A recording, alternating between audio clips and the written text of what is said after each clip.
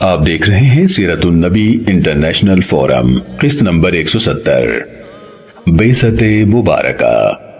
مزید آگے بڑھنے سے قبل ہمارے چینل کو سبسکرائب کر لیجئے اور بیل آئیکن کو ہلکا سا ٹچ کر دیجئے تاکہ آپ کو آنے والی ہماری ہر نئی ویڈیو کی بر وقت اطلاع ہو سکے۔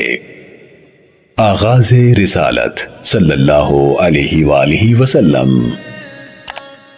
نبوت کا اظہار تو سورۃ العلق کی ابتدائی 5 آیات کے نزول سے ہو گیا، لیکن رسالت کا آغاز اس وقت ہوا جب سورۃ المدثر کی ابتدائی آیات نازل ہوئیں۔ ارشاد فرمایا گیا، بسم اللہ الرحمن الرحیم، یا ایہا المدثر قم فانذر وربک فکبر وثیابک فطہر والرجز فہجر ولا تمنن تستکثر ولربک فاصبر۔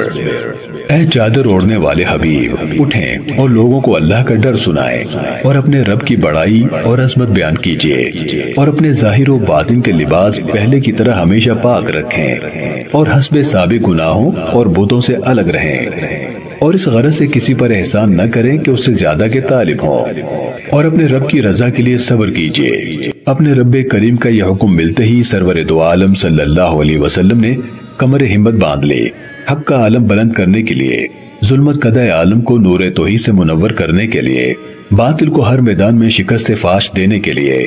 یتیم مکہ نے عزم مصمم کر لیا۔ بادی ضلالت میں صدیوں سے بھٹکنے والے قافلہ انسانیت کو منزل مراد تک پہنچانے کے لیے جو قدم اٹھا وہ ہمیشہ آگے ہی بڑھتا گیا۔ مخالفت کا کوئی طوفان اس کی برق رفتاری کو متاثر نہ کر سکا۔ عداوت و حسد کے کتنے ہی آتش کدے بھڑکائے گئے، لیکن اس بشیر و نذیر رسول صلی اللہ علیہ وسلم کے مبارک قدموں کی برکت سے وہ گلستانوں میں تبدیل ہوتے گئے۔ تند و تیز آندھیاں اس کے روشن کیے ہوئے چراغوں کو بجھا نہ سکیں، اس کے جان نثاروں پر ظلم و ستم کے پہاڑ توڑے گئے، لیکن ان کی حوصلہ مندیوں میں ذرا فرق نمایاں نہ ہوا۔ یہ وہ آیات طیبات ہیں جن سے رسالت محمدی صلی اللہ علیہ وسلم کا آغاز ہوا۔ حکم الہی۔ نزول وحی کے بعد سب سے پہلا حکم الہی نماز ادا کرنے کے بارے میں تھا۔ حضرت جبرائیل امین علیہ السلام حضور صلی اللہ علیہ وسلم کو ہمراہ لے کر ایک وادی میں سے گزرے۔ حضرت جبرائیل علیہ السلام نے اپنا پر مارا، وہاں سے پانی کا ایک چشمہ ابل پڑا۔ حضور اکرم صلی اللہ علیہ وسلم کی موجودگی میں حضرت جبرائیل امین علیہ السلام نے وضو کیا، پھر سرکار دو عالم صلی اللہ علیہ وسلم نے اسی طرح وضو فرمایا۔ پھر حضرت جبرائیل علیہ السلام نے حضور صلی اللہ علیہ وسلم کی مائیت میں نماز ادا کی۔ یہ نماز 2 رکعتوں پر مشتمل تھی۔ اس کی ادائیگی کے 2 وقت تھے، طلوع آفتاب سے پہلے اور غروب آفتاب سے پہلے۔ 5 وقت کی نماز تو اسرا کی رات فرض ہوئی۔ ان کے اوقات کی تعلیم کے لیے حضرت جبرائیل امین علیہ السلام 2 روز برابر حاضر ہوتے رہے اور حضور اکرم صلی اللہ علیہ وسلم کو نماز پڑھنے کا طریقہ اور اس کے اوقات کی تعلیم دیتے رہے۔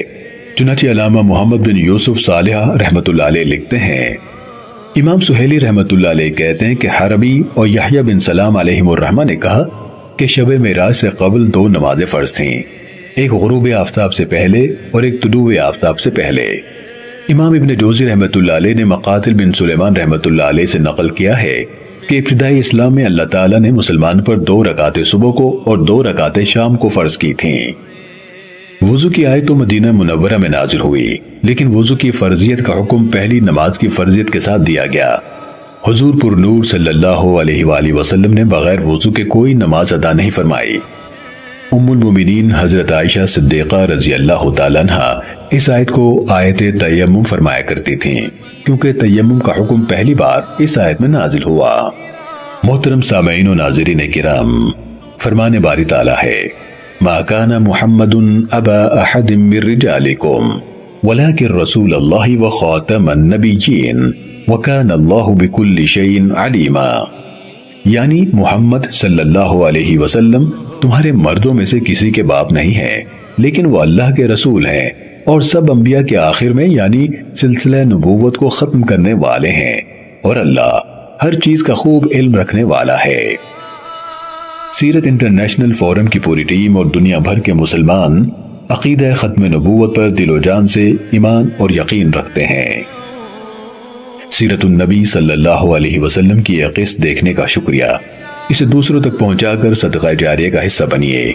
کسی بھی قسم کی غلطی پر ہم اپنے رب کے حضور معافی کے طلبکار ہیں۔ معتبر دلیل کی بنیاد پر اپنی اصلاح کے لیے شکر گزار ہوں گے اور آپ کے پرخلوص دعاؤں کے طلبکار ہیں۔ جزاکم اللہ خیرا کثیرا۔ آگے کیا ہوا یہ جاننے کے لیے دیکھتے رہیے سیرت النبی انٹرنیشنل فورم۔